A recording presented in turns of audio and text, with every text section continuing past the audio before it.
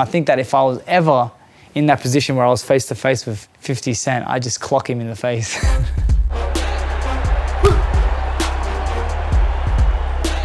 After winning the world title against Jorge La Ceiba, all the hard work and everything that I had dedicated my life to from the age of 12 had finally paid off. I remember when they gave me the belt, they put it around my waist, I took it off and I put the belt up and everyone was like, I finally made it on the big stage after all these years, so it was just a complete relief. I go on this holiday and I'm 10 days into my holiday, and then my brother rang me and said, listen, I need you to get on a flight from wherever you are to Las Vegas. 50 Cent and Floyd Mayweather want to sign you up to their company. And I was like, what are you talking about? He's like, man, these guys want you on their roster. Like, they want to sign you up to be a part of the TMT team. And I was like, wow. We arrive into Vegas, well, Floyd's been incarcerated and now he's in jail, but he's left 50 Cent with the instructions on exactly what to do. I remember walking through the foyer of a hotel that we had gone to. People were like, oh, there goes 50 Cent and Drake. And he's like, nah, that ain't Drake. That's Billy the Kid, he's the IBF champion of the world. When I arrived downstairs, 50 was like, oh, let's go, come on, let's go. And he had a Rolls Royce and he had a Lamborghini there. It was so cool, it was so surreal, you know? And so my future looked like I was gonna be in that driver's seat, driving a Lamborghini. I was gonna have Rolls Royces in the back. 50 Cent was like, hey, listen, come outside for a minute. I need to talk to you. And I was like, myself? And he's like, yeah, by yourself, come out. And he opened the boot and he tipped the bag.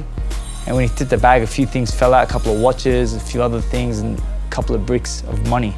Like, I'm talking like bricks of money. Well, he didn't give me a watch. He picked up one of these bricks and threw it to me, and I was like, what's this? And he's like, that's a sign-on bonus for you. So we split the money up into like $10,000 blocks, and I was holding them like this, like, you know, like doing like poses and everything with 50 Cent, right, with this money. That was probably the worst thing that could have ever happened to me. When everything seemed to be going really well, Floyd Mayweather gets out of jail, and then him and 50 Cent have this public breakup. It's like a boyfriend leaving a girlfriend, or whatever you want to say, you know, like, they just had this massive fallout, and I was stuck in the middle of this team. So I'd ring 50 Cent, and he'd tell me one thing, and I'd ring Floyd, and he'd tell me another. It was actually late at night. It was like maybe 2 or 3 in the morning, and I got woken up by an attorney from the US, and he said, Billy, I'm the attorney for Floyd Mayweather, and I'm just letting you know that Floyd Mayweather and 50 Cent are parting ways, and so you're gonna need to make a decision whether you're gonna go with Floyd Mayweather or 50 Cent. Floyd Mayweather was on the phone, and we had spoken to Floyd, and Floyd had told us that, you know, it's probably a good decision to sign on with me, which I thought was of course. Why do you want, I don't want to be with the rapper, I want to be with the boxer, you know, somebody who knows the industry. So my contract had my name, it had Floyd Mayweather's name, and it had 50 Cent's name, but the only 2 names that were on the contract signed at the time were mine and 50 Cent's, and Floyd wasn't signed because he was in prison at the time. Now I was basically legally tied into this contract with 50 Cent. And 50 Cent had told me that, don't worry, things will be all right, and it's gonna be cool. And man, I'm an entertainer. I'm in the entertainment world. He goes like, I'm gonna bring a whole diverse crowd to the boxing arena. 50 Cent had organized to get me on a show. You know, I was fighting at Madison Square Garden. I was gonna be the main support on a big show. I was gonna be paid great money. My contract had come through. I'd signed everything.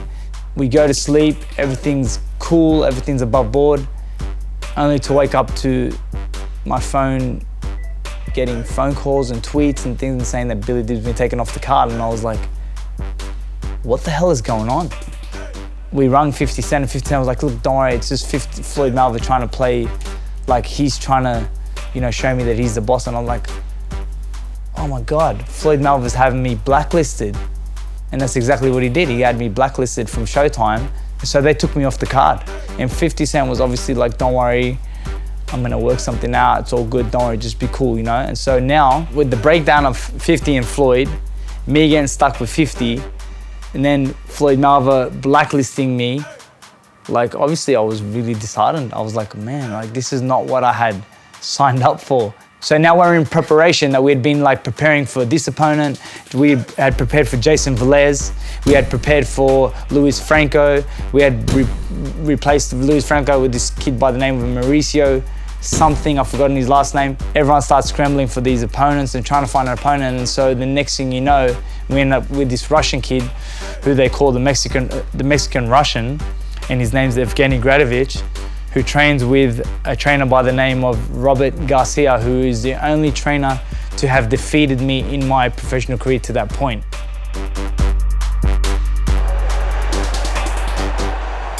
We finally get to the end of round 12. The fight's over, 50 Cent gets in the ring, and they all approach me and they're like, you've won the fight.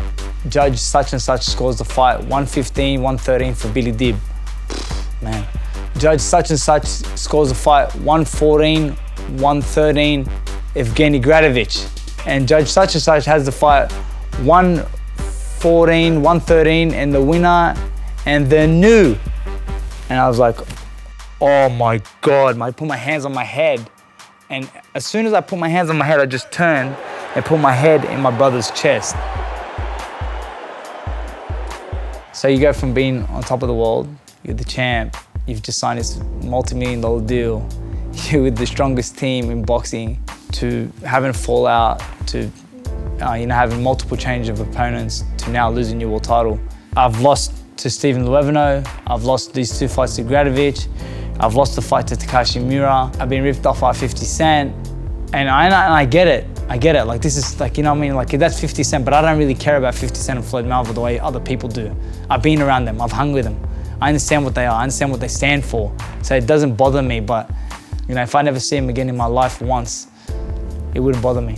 I don't care. I hope to never see them again. That's the truth. I hope that I never see them. I hope that I'm never... I don't want no recognition from them. I don't want their apology. I don't want nothing from them. Even if you said to me, oh, we can make things right, we can't. What's happened has happened. It's in the past, and what you've done to me has made me the man that I am today, and I'm grateful.